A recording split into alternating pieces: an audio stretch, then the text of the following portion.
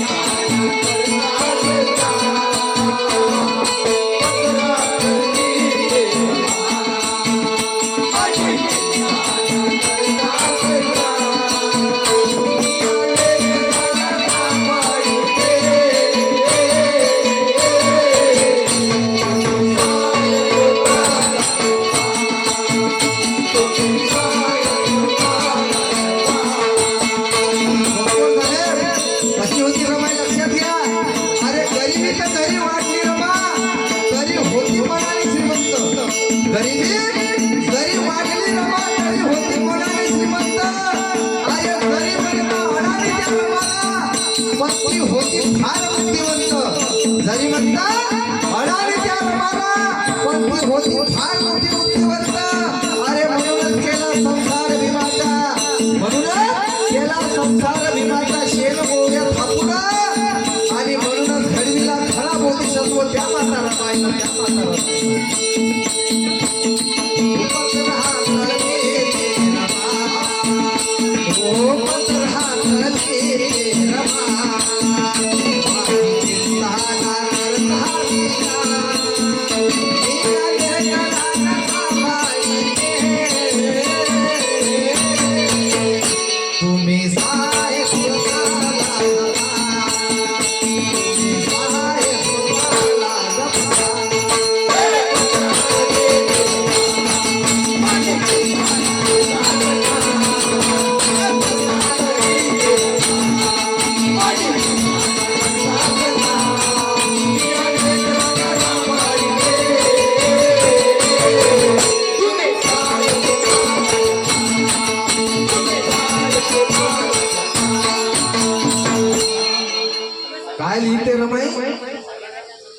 की मी ह्या लेकराला सांभाळी ते साहेब तुम्ही स्वतःला जपा.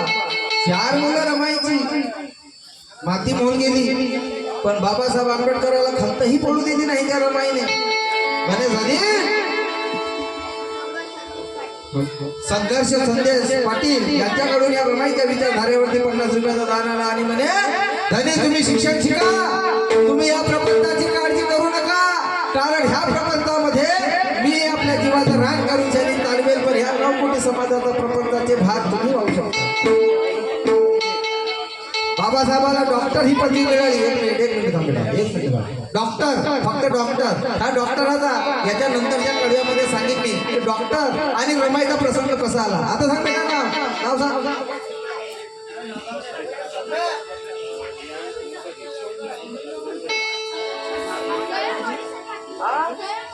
स्वयं दीप हो तू आता दीप हो. स्वयं गोरेश्वरजी पाटील साहेब निलकंठजी पाटील यांचे नात आहेत, यांच्याकडून 50 रुपयाचा दान मंडळाला प्राप्त झाला आहे.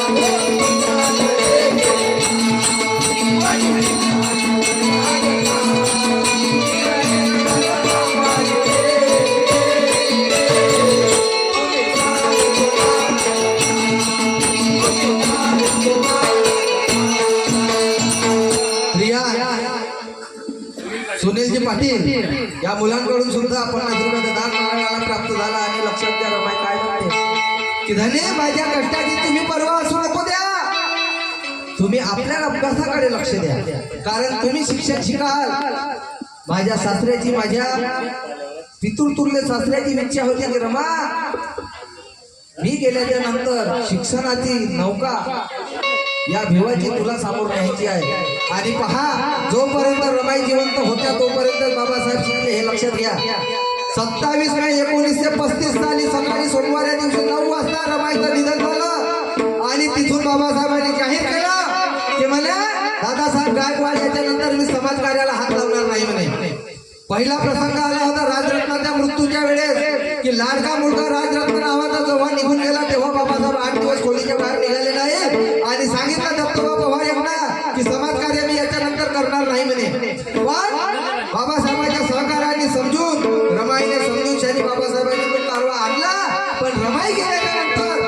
बाबासाहेबांनी स्पष्ट जाहीर केलं की आता मला या समाजकार्यामध्ये इंटरेस्ट नाही. काय झालं असतं 35 मध्ये जर बाबासाहेबांनी ही चळवळ सोडली असती तर विचार करा. तुमच्या आईने तुम्हाला जन्म दिला, वडिलांना वाढवलं, 5 वर्षाचा तो केला तुम्हाला आणि तुम्हाला कोणत्याही रस्त्यावरती नेऊन सोडून दिलं. त्या बालकाने काय करावं? आई वडील आणि 5 वर्षाचा मुलगा पैदा केला, लहानाचा मोठा केला, 5 वर्षाची आयु झाली, रस्त्यावरती सोडून दिलं, फेकून दिलं. त्या मुलांनी कोणाच्या घरी जावं, कुठं राहावं, काय खावं, कसं जगावं, अशी परिस्थिती तुमची होती. विचार करा. आपण विचार करत नाही, आपण फक्त विचार करतो मी पण याचा. आणि इथेच आपली शोकांतिका आहे. म्हणून समाजाची धुरा खांद्यावर घेण्यासाठी तरुण पिढीची गरज आहे. आणि म्हणून त्या रमाईने हा हाल केला आपल्या जीवनात.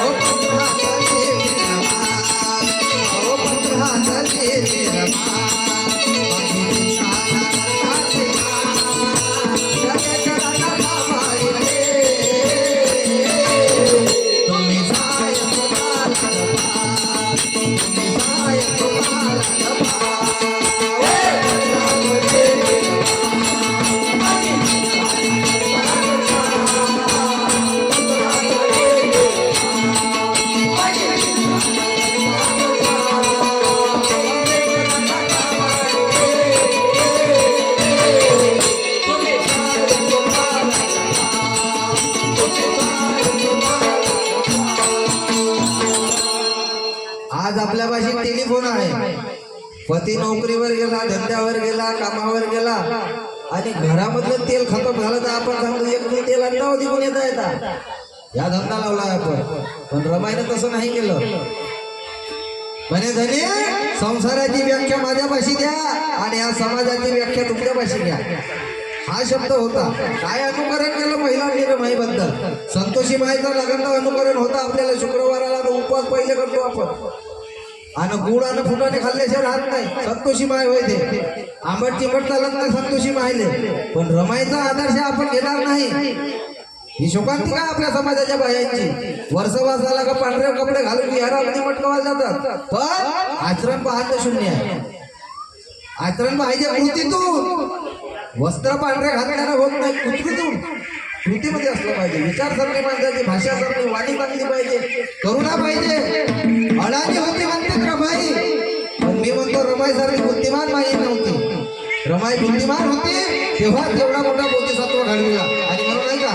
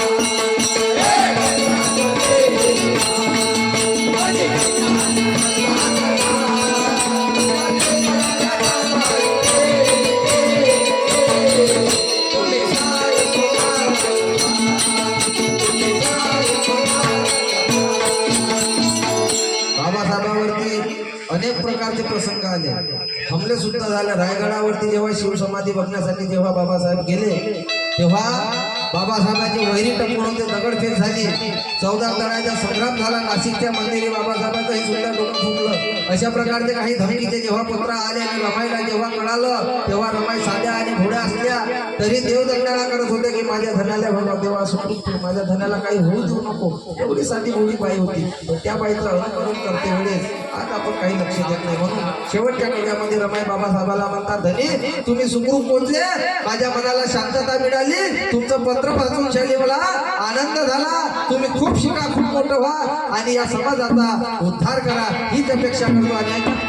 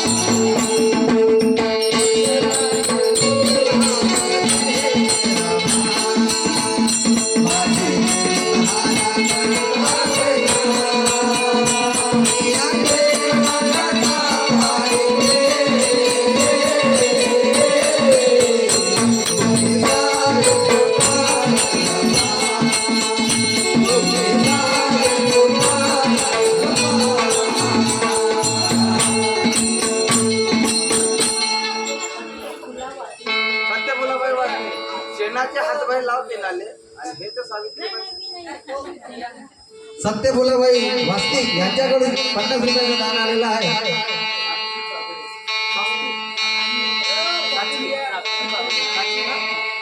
साची भागडे यांच्याकडून या रमाईच्या विचारधारेवरती 100 रुपये दान आलं.